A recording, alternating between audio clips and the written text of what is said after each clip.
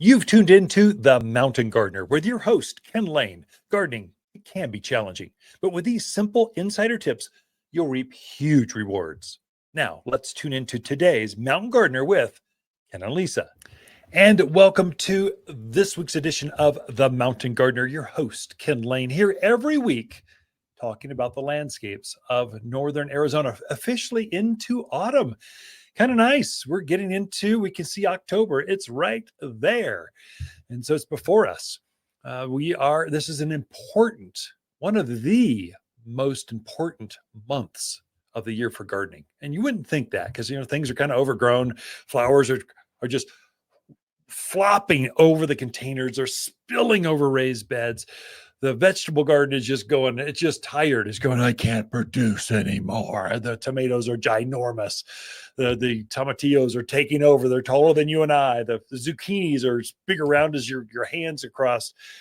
It's time to start winding down, cleaning up, and then making sure that you feed everything in the yard, especially those things that are blooming not now, but in the spring. So you're setting the stage now for great fall color and even better spring blooms and spring production. And so there's some certain things that you need to do. And I thought I would share some of those fall tips. What are some things I'm doing that makes a difference? I mean, serious difference in the gardens. Now, first and foremost, this is really hard for you folks in the Midwest.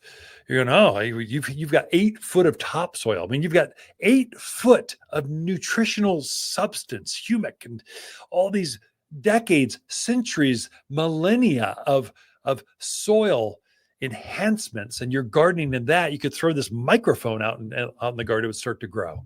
It's just too easy. Here at higher elevations of the mountains of Arizona, it's not that way. We've had a little bit of topsoil, millimeters, not feet.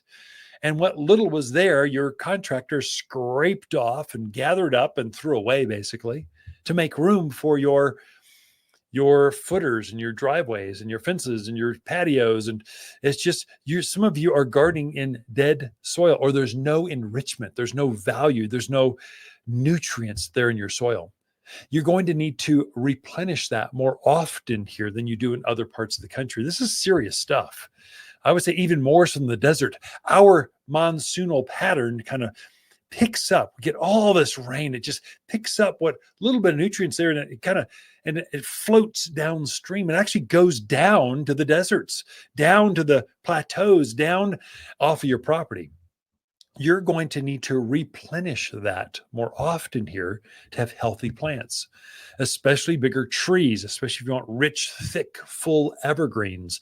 If you want blooming anything, you're going to need to fertilize, to plant food that. And let me just define what that is.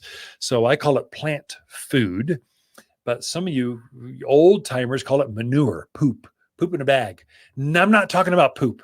Yes, there's a place for that as you open up your gardens, your vegetable gardens, your flower beds. Yes, I would say top dress with a 2 to 3 inch layer of manures and let it percolate and settle until you're ready to plant next spring. But really what I'm talking about now is, how do I keep my sycamores healthy, big, thick? How do I keep my pine trees, natives, ponderosas, pinyon pines, to my decorative Scotch pine, Austrian pines, Bosnian pines, to my more formal looking spruce trees? Actually, spruce are native. You got Spruce Mountain right here. You could almost walk there from Prescott. Native firs are up there. And so you want to keep those nice and rich and full and thick. The way to do that is to fertilize them. That's also how you keep them healthy. There's a bark beetle or Ips beetle. Actually, there's several types of beetles that eat pine trees, that eat evergreens. Because we're on these huge pine forests or evergreen forest, there's all these bugs that have adapted to go after, and they like the taste of evergreens. They're burrowing into the tips of the Arizona cypress. They're burrowing into the bark of the pine trees, because that's where the nutrients, that's where the moisture, that's where the humidity, that's where life is. And so they've adapted to eating those. You really want to care for them, and you do that by fertilizing. Don't overdo it. And even the natives appreciate a good food at least once a year. And October, if you can fertilize before Halloween, before the end of the month, before the end of October, it is the most important feeding of the entire year. I cannot emphasize that enough.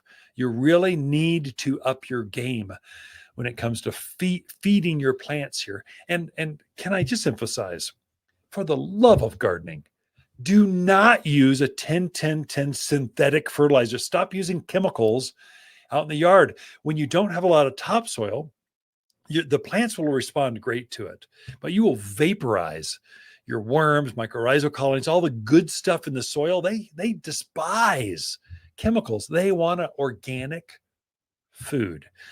I'm going to try not to get on my soapbox. This is so important because of the mountains, the way we are, the way our topsoil is, and how alkaline, and all the gardening that we have here. It is more important than other parts of the country to use organic plant foods. Now, I'm such a believer in it. I've created my own. I kind of like the science. What makes plants grow? What enhances the soil richness of your landscapes? There's an art to it. There's a science to it. And I like that science and that art.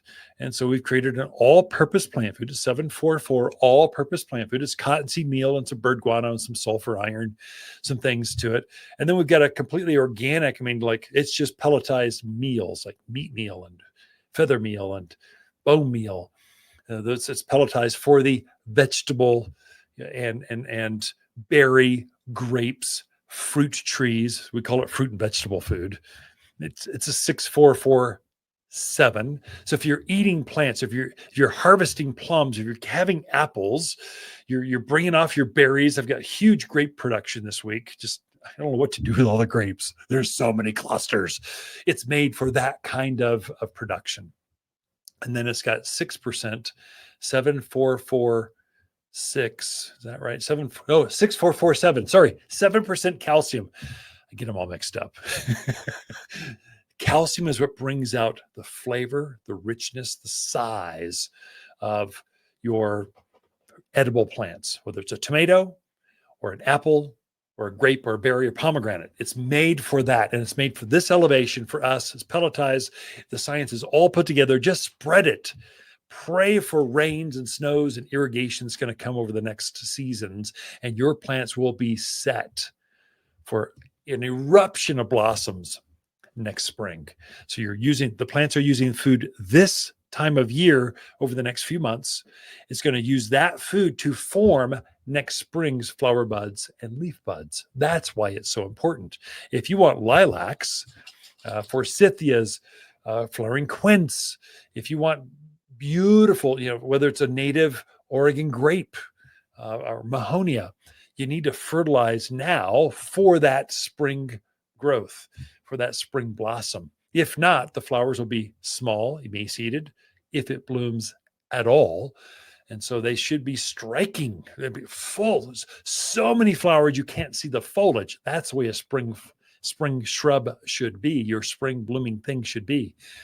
And so we created the 744 all-purpose food. Cottonseed meal makes things more acidic. It's also what makes flowers bigger and bolder. Of course, bird guano. There's nothing better than bird poop in a bag. Pelletize, so it's easy to spread. You add a little bit of iron and sulfur because we know we're trying to counteract our water, which is a serious issue. If you're new to the area, I got a whole class on just gardening for newcomers, how to deal with the water, the sun, the wind, the lack of soil, of actual dirt. Gardening, some of you have rocks and clay and caliche, but you don't have soil to garden in. So I go over class on that. But the main thing it starts with, just fertilize. Don't use water solubles now. You need a granulated, slow release, organic food. And I would suggest it's worth making a trip, come to Waters, come over the hill. It's worth the trip from Sedona, Cottonwood. Just come down and get a bag or 2 or 3 or 5 of 744 all-purpose plant food. If you just generic evergreens or blooming lilacs or blooming crepe myrtles or rose of Sharon's, whatever it is. And then if you're into edible organic gardening, you want to control that produce yourself, the 6447 all kind of tomato and vegetable fruiting food is your go-to. Can't emphasize that enough. Water's October companion plants that grow well together are blaze maple, burning bush, spicy mums, and glamour kale. Few flowers are more elegant in fall than Water's Glamour Kale. The autumn colors are perfect for containers, beds, and borders. And it's so easy to grow. This unique Prescott selection is an award winner for cold hardiness, intense red, purple flowers in a frilly package. You'll find bright fall flowers here at Waters Garden Center in Prescott. For a more fruitful garden, increase success in the landscape that just feels better, then tune in daily to the Mountain Gardener podcast. Subscribe through your favorite podcast streamer or visit watersgardencenter.com. Better yet, visit me directly right here at Waters Garden Center. Thanks for tuning in.